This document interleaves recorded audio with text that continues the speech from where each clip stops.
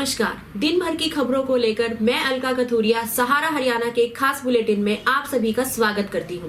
तो चलिए खबरों को विस्तार से जानने से पहले एक नजर डाल लेते हैं हेडलाइंस पर।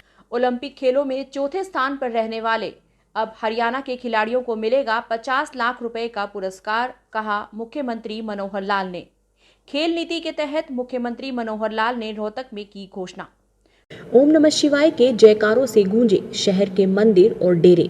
शिवरात्रि के अवसर पर सुबह से ही श्रद्धालुओं का मंदिर में आना जाने का सिलसिला शुरू हो गया। शिवरात्रि पर्व पर जलाभिषेक से होती है मनोकामनाएं पूर्ण, बताया संत महंतों ने। सरकार द्वारा रेडियोग्राफर वर्ग के सेवा नियमों में संशोधन करने पर एसोसिएशन ने जताया सरकार का आभार।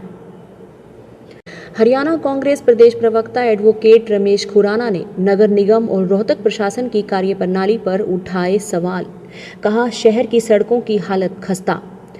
29वीं जिला स्तरीय बॉयज बैडमिंटन प्रतियोगिता का समापन। बैडमिंटन एसोसिएशन ऑफ इंडिया के महासचिव अजय सिंघानिया ने किया विजेताओं को पुरस्कृत। हरियाणा स्टेट पेंशनर समाज का शिष्टमंडल मिला विधायक भारत भूषण बत्रा से। सौंपा 9 सूत्रीय मांग पत्र। पूर्व सैनिक निर्बाध पारिवारिक पेंशन के लिए शीघ्र करवाएं ज्वाइंट नोटिफिकेशन, कहा डीपीडीओ इंद्रपाल सिंह ने। सती भाई साईदास सेवा दल द्वारा निरंतर निःशुल्क कोविड-19 वैक्सीनेशन शिविर जारी। कलानौर में ओम नमः शिवाय के जयकारों से गूंजा सिद्धेश्वर महादेव मंदिर। जुलाना में 16,51,000 रुपए का बिका बैल, किसान की हुई बल्ले बल्ले। बैल की विदाई पर हुआ शादी जैसा समारोह। जुलाना के शिव मंदिर में महाशिवरात्रि का त्योहार मनाया गया हर्षोल्लास से। हरियाणा के मुख्यमंत्री मनोहर लाल ने प्रदेश की खेल नीति को लेकर कई घोषणाएं की। उन्होंने कहा कि ओलंपिक खेलों में अब चौथे स्थान पर आए प्रदेश के प्रत्येक खिलाड़ी को 50-50 लाख रुपए की राशि नकद दी जाएगी और खेलों के प्रत्येक प्रतिभागी को 15-15 लाख रुपए की प्रोत्साहन राशि भी दी जाएगी। आज दिल्ली रोड स्थित सर्किट हाउस में मुख्यमंत्री ने कहा कि बजरंग पुनिया कांस्य पदक जीत कर लौटेंगे देश। आज हरियाणा के मुख्यमंत्री मनोहर लाल खट्टर रोहतक पहुंचे थे। उन्होंने पहलवान बजरंग पुनिया की कुश्ती देखने के बाद उम्मीद जताई है कि बजरंग पुनिया कांस्य पदक जीतकर ही रोहतक लौटेंगे। उन्होंने एक सवाल पे मेजर ध्यानचंद के नाम से अवार्ड का नाम रखना भी एक सराहनीय पहल बताया। आज मुख्यमंत्री मनोहर लाल खट्टर रोहतक में किसी निजी काम से पहुंचे थे। उन्होंने बजरंग पुनिया का मैच देखा और कहा कि प्रदेश में खेल सुविधाओं को बढ़ावा देते हुए इस प्रदेश को खेलों का हब बनाया जाएगा। जैसे कल हमने देखा रवि दहिया जी वो कांस्य मेडल लेकर के आए और फिर हमारी जो हॉकी की टीम है वो भले ही मैच में गोल्ड मेडल की तरफ बढ़ रही थी लेकिन उधर तो नहीं बढ़ी, लेकिन लास्ट में क्या कहाँ से रवि आज़ाद तो जीता है सिल्वर मेडल और जो दूसरी टीम हमारी हॉकी की थी वो कांस्य मेडल जीत करके, और उसमें भी 2 खिलाड़ी हरियाणा के थे जो पुरुषों की हॉकी थी, वो भी उन्होंने जीत करके वहाँ तक वो लेकर के पहुँचे हैं। और आज अभी बजरंग पुनिया जो मैच खेला है तो इस नाते से इससे पहले आज सुबह महिलाओं की हॉकी का मैच भी हुआ, उसमें भी वो चौथे स्थान पर रहे और चौथे स्थान पर रहने के बावजूद बहुत बहादुरी से उन्होंने अपना मैच खेला है। दोनों टीमें अच्छी थी, मैंने स्वयं मैच देखा और उसमें हमने हर एक महिला खिलाड़ी 9 हमारी महिला खिलाड़ी उसमें खेल रही हैं, सबके लिए 50-50 लाख रुपए का इनाम की घोषणा भी की है। अभी आज ये मैच जो चल रहा है बजरंग पुनिया जी का, तो ये अभी एक प्रकार से सेमीफाइनल में पहुंच गए थे, लेकिन सेमीफाइनल मैच वो नहीं जीत पाए हैं, तो भी ब्रॉन्ज मेडल का जो उनका मैच वो कल होगा। तो ब्रॉन्ज मेडल के मैच में निश्चित रूप से हम आशा करते हैं कि ज़रूर ये ब्रॉन्ज मेडल जीत करके आगे बढ़ेंगे और देश का नाम ऊँचा करेंगे। तो मैं शुभकामना देता हूँ। मैच इस लेवल पर जब पहुँचते हैं, फर्स्ट, सेकंड और थर्ड राउंड के जो ऊपर जो मैच होते हैं, चाहे वो गोल्ड मेडल के लिए, सिल्वर मेडल के हो या ब्रॉन्ज के लिए हो, ऐसे खेलों के जो मैच देखे जाते हैं तो टक्कर तो जो होती है बराबर में, क्योंकि सारे देश दुनिया के खिलाड़ी जो है वो कंपटीशन में आते हैं तो बहुत ही सधे हुए ढंग से वो खेल खेलते हैं। तो मैं हार जीत का विषय नहीं होता, विषय ये होता है कि किस जज्बात से, किस जज्बे से वो खेलते हैं देश के लिए, देश का नाम ऊंचा करने के लिए जज्बे का विषय होता है। तो अच्छे जज्बे से सब लोग खेल रहे हैं, मैं इनको बहुत शुभकामना देता हूँ, आगे बढ़ें। और इन सब खिलाड़ियों को जो भी खेल करके लौट करके वापस आएंगे, मेडल कोई भी लेकर के आएंगे, लेकिन हम उनका यहाँ आने पर सम्मान भी करेंगे और उनको आगे खेलों में कैसे बढ़ाया जा सकता है कि उनकी ओर से भी सुझाव आएंगे, बाकी लोगों की तरफ से सुझाव आएंगे। हरियाणा को निश्चित रूप से खेलों का हब बनाएंगे। इस बार हमारी पार्टिसिपेंट्स की संख्या कुल 120 में से 30 संख्या हरियाणा के, यानी 25% हमारी पार्टिसिपेशन है। सावन माह की शिवरात्रि पर शहर के सभी मंदिर और डेरे ओम नमो शिवाय के जयकारों से गूंज उठे। सुबह से ही श्रद्धालुओं का मंदिर में आने जाने का सिलसिला जारी हो गया था। सभी ने अपने विधि विधान से शिवलिंग पर जलाभिषेक किया। कहते हैं कि शिवलिंग पर जलाभिषेक करने से भगवान शंकर मनोकामनाएं पूर्ण करते हैं। इसी कड़ी में बाबा लक्ष्मणपुरी डेरे पर महामंडलेश्वर बाबा कपिलपुरी एवं बाबा कमलपुरी के सानिध्य में भक्तों ने शिवलिंग का जलाभिषेक किया। इस मौके पर शिवरात्रि पर्व का महत्व बताते हुए बाबा कमलपुरी व कपिलपुरी ने इसके इतिहास पर भी प्रकाश डाला। बोल शंकर भगवान की जय। सदियों से चलते आ रहे कावड़ के महापर्व का आज शुभ दिन है, जो कि कोरोना के कारण कावड़िए जल नहीं ला सके, इसलिए सूक्ष्म रूप से हर मंदिरों में शिवरात्रि का त्यौहार मनाया जा रहा है। श्रावण मास की ये 14 के दिन शुभ शिवरात्रि है। जैसे हर महीने एकादशी तिथि आती है, ऐसे शिवरात्रि भी हर महीने आती है, पर महाशिवरात्रि का जो पर्व होता है वो फरवरी में फागुन मास में होता है। वहीं श्रावण मास में पुरी धाम डेरा बाबा बालकपुरी में चल रहे रुद्र महायज्ञ के अंतर्गत महामंडलेश्वर स्वामी करणपुरी के सानिध्य में शिवार्चन एवं रुद्राभिषेक के लिए गोल्डी सचदेवा, पायल, सुनीता चोपड़ा, गीत चोपड़ा, सोनिया, राजू और हम और आप वेलफेयर समिति के सदस्य भी मौजूद रहे। ओम नमो नारायण, ओम नमः शिवाय, हर हर महादेव। आज सावन के महाशिवरात्रि पर आप सभी को बहुत बहुत शुभकामनाएं। और आज शिवरात्रि के दिन हर मंदिर, हर शिवाला पूरा जयकारों से गूंज उठा, हर हर महादेव, जय शिव बोले। और भोलेनाथ तो वैसे ही भोले होते हैं, वो प्रसन्न जल्दी हो जाते हैं। सभी ने आज पंचामृत से जल चढ़ाया, दूध चढ़ाया, दही चढ़ाई, घी चढ़ाया, शहद चढ़ाया, शक्कर चढ़ाई। सभी ने आकर के श्रद्धापूर्वक यहाँ भोलेनाथ पे जल चढ़ाया। आपने देखा होगा सभी चढ़ा भी रहे हैं। और सभी को शिवरात्रि की बहुत बहुत शुभकामनाएं। भोलेनाथ की कृपा आप सब पर, पूरे भारतवर्ष पर यूं ही बनी रहे। और जो भी ये महामारी का जो आ रहा है, कभी दोबारा आ रही है, भोलेनाथ जिस तरह विष पी गए थे, इसी तरह इस बीमारी को भी जड़ से ख़त्म करेंगे। पूर्ण हमारे को भोलेनाथ पे विश्वास है। इसी तरह भोलेनाथ की कृपा सब पर बनी रहे। उधर माता दरवाजा स्थित संकट मोचन मंदिर में ब्रह्मलीन गुरु माँ गायत्री देवी और गद्दी नशीन संचालिका साध्वी मानेश्वरी देवी के सानिध्य में शिवरात्रि पर्व हर्षोल्लास से मनाया गया। साध्वी मानेश्वरी देवी के संग भक्तों ने शिवलिंग पर ओम नमः शिवाय और महामृत्युंजय का जाप करते हुए रुद्राभिषेक किया और श्रद्धा से जल चढ़ाया। ओम नमः शिवाय, हर हर महादेव। आज शिवरात्रि का पर्व है। भारतवर्ष में ये पर्व बड़े धूमधाम से मनाया जाता है। इसका बहुत महत्व है। हर मंदिर में, हर जगह भारतवर्ष में शिवरात्रि की बहुत धूम मची होती है। इस दिन भोलेनाथ जी का आशीर्वाद सभी को प्राप्त होता है। सभी को इस शिवरात्रि की बहुत बहुत हार्दिक शुभकामनाएं। हर हर महादेव, ओम नमः शिवाय। आज शिवरात्रि पर सभी को शिवरात्रि की शुभकामनाएं। हर जगह भोलेनाथ जी का जयकारा सुनाई देता है। चारों तरफ भोलेनाथ जी की जय सुनाई देता है। हरियाणा सरकार द्वारा रेडियोग्राफर वर्ग के सेवा नियमों में संशोधन करने पर आज हरियाणा रेडियोग्राफर एसोसिएशन के पदाधिकारियों ने मुख्यमंत्री मनोहर लाल खट्टर एवं गृह एवं स्वास्थ्य मंत्री अनिल विज का इस दूरगामी कदम के लिए आभार व्यक्त किया। रोहतक के जिला नागरिक अस्पताल में हुई इस बैठक में राज्य प्रधान रविंद्र मलिक ने कहा कि सेवा नियम संशोधित होने के बाद राज्य के सभी कैडर जैसे PGIMS रोहतक, अन्य मेडिकल कॉलेज और DGHS हरियाणा सभी में एक समान सेवा रूल लागू हो जाएगा। उन्होंने बताया कि रेडियोग्राफर एसोसिएशन की वर्षों से ये मांग लंबित थी, जिसे सरकार ने पूरा किया है। साथ ही उन्होंने सरकार से रेडियोग्राफर वर्ग की अन्य लंबित मांगों को भी शीघ्र पूरा करने की मांग रखी है। इस मौके पर संदीप मलिक, दिनेश मलिक, रामनिवास, नरेंद्र कालिया, देवेंद्र राणा, रोहतास नरवार, प्रीति रानी आदि उपस्थित रहे।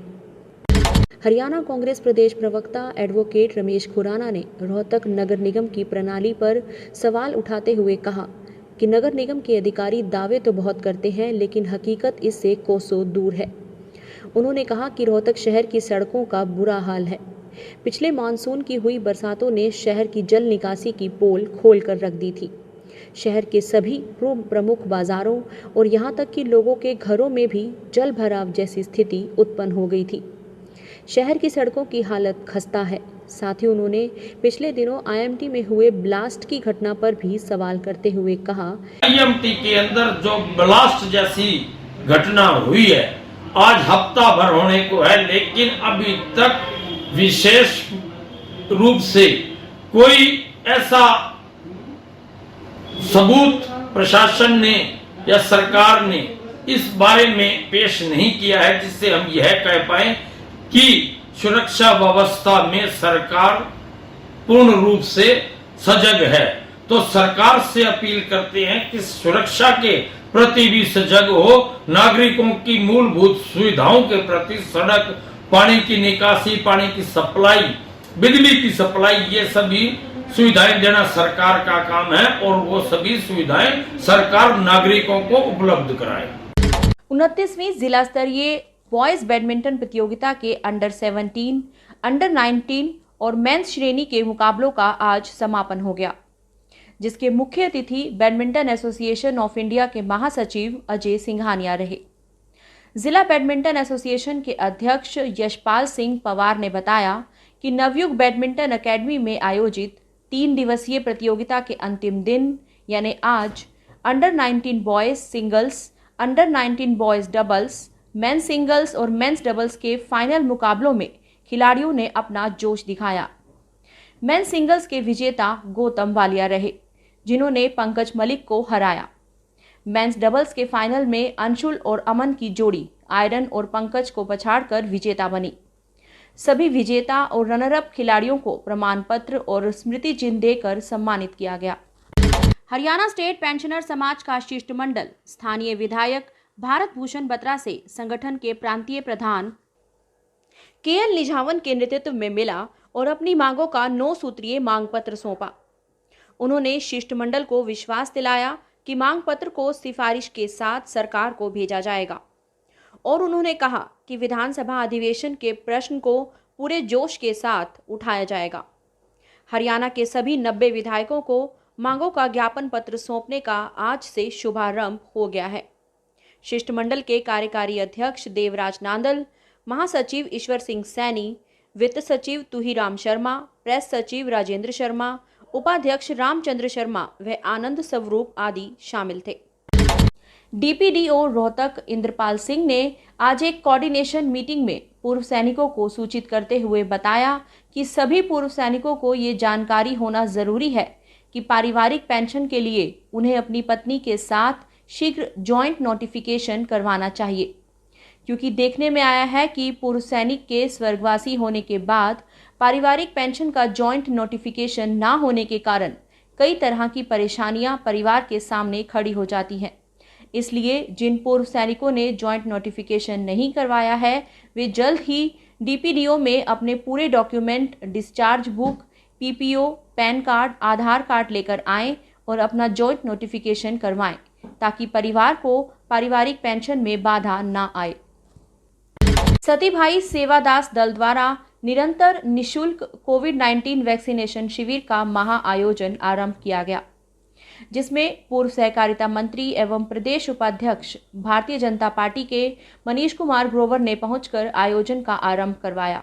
पीजीआई के बाहर जरूरतमंदों के लिए लगातार चलाई जा रही भोजन सेवा गुरु का लंगर गाड़ी को झंडी दिखाकर रवाना किया। सेवा दल के द्वारा किए जा रहे कार्यों में उनके विषय में जानकारी ली और उनके द्वारा समय समय पर किए जा रहे सेवा कार्यों के लिए उनका आभार व्यक्त किया और उनकी प्रशंसा करते हुए शहर के लोगों को भी उनसे प्रेरणा लेने की सलाह दी। इस अवसर पर सीएमओ अनिल बिरला ने आश्रम पहुंचकर सेवा कार्यों के लिए उन्हें प्रोत्साहित किया। प्रधान नरेश आनंद ने बताया कि शिविर के प्रथम दिन 152 व्यक्तियों ने कोविशील्ड वैक्सीन लगवाई। ओम नमः शिवाय और जय भोलेनाथ, कुछ इन्हीं जयकारों से आज कलानौर स्थित प्राचीन सिद्धेश्वर महादेव मंदिर गूंजता हुआ नजर आया। भक्त बेलपत्र, गंगाजल, दूध, घी, शहद और पंचामृत स्नान लेकर भोले बाबा को प्रसन्न करते हुए नजर आए। देर रात से ही बाबा के दर्शनों को लेकर मंदिर में भक्तों की भीड़ जुटी रही। इस अवसर पर मंदिर कमेटी द्वारा भक्तों के लिए प्रसाद की व्यवस्था भी की गई। सारी रात 12 बजे के बाद भक्तों का यहाँ आना जाना लगा हुआ है और अभी तक भगत आ रहे हैं और जा रहे हैं और हम लोग उनको अच्छी सुविधा देकर और जल चढ़वा रहे हैं उनको। यहाँ माना हुआ शिव मंदिर प्राचीन मंदिर है और यहाँ पे हर साल ऐसे ही धूमधाम से मनाया जाता है। इस साल कोरोना के उसके अंदर कावड़ियों को तो आना जाना हुआ नहीं, बाकी गांव और शहर के लोग सब आ जा रहे हैं यहाँ। जुलाना कस्बे के ग्रामीण क्षेत्र में एक बैल 16,51,000 रुपए में बिका, जिसे लेकर पूरे क्षेत्र में चर्चा का विषय बना हुआ है। बैल के मालिक दीपक ने बताया कि अब तक हरियाणा पंजाब में सबसे महंगा बैल 16,25,000 में बिका था। उसके बाद उनके बैल की कीमत 16,51,000 रुपये लगाई गई है और पंजाब से आए खरीदार ने उसे खरीद लिया है। जब इस बैल की विदाई जुलाना से पंजाब के लिए की जा रही थी तो जुलाना के किसान ने अपने आंगन में विवाह जैसा माहौल बनाकर लोगों को भोज कराया और बैल को पंजाब के किसानों को सौंपकर विदा किया। जहां इस समय गोवंश को पूरी तरह से अनादर करके सड़कों पर छोड़ देते हैं, वहीं जुलाना के किसान द्वारा गाय के इस पशुधन की सेवा करके अपने लिए गौरव का कार्य किया है। किसान की मेहनत से आज वो पूरे क्षेत्र में चर्चा का विषय बना हुआ है। बैल बिका भाई 16,51,000 रुपया का। आज तक सबसे महंगा बैल बिका था 16,25,000 का। अपन हरियाणा पंजाब का सबसे महंगा बैल बेचा और हरियाणा पंजाब का ना कह के पूरी इंडिया का ही सबसे महंगा बैल बेचा। और अपने हरियाणा पंजाब महाराष्ट्र में इनकी प्रतियोगिता होती है, दौड़ होती है और दौड़ में सभी जगह जीतता था। जीतने का मतलब भी दो तरीके का होता बैलों में, दो बैल जुड़ के भागते हैं। एक रियल बैल जीतने वाला होता जो हर अलग बैल के साथ जुड़ के नंबर पहला करे, दूसरे को जिताए। जो ये अपना बैल था, ये कल भी इसका दूसरा नंबर बनया। थोड़े से छुटाई में ख़राब हो गए थे स्टार्टिंग में, फिर भी अपना दूसरा नंबर बनया। पहले नंबर से 10 पॉइंट आ रहे, ठीक है जी। और बचपन से ही शौक है जी अपन है। पहले मेरे दादाजी बहुत अच्छे बैल रखा करते, खेती बाड़ी में यूज हुआ करते, रेस में तो ना भगाया करते हो। मेरे पापा भी अच्छे बैल रखा करते। और भाई बीच में शौक छूट गया था, घोड़ा का ज़्यादा था। घोड़ा का तो अब भी है, मेन तो घोड़ों का ही अपना।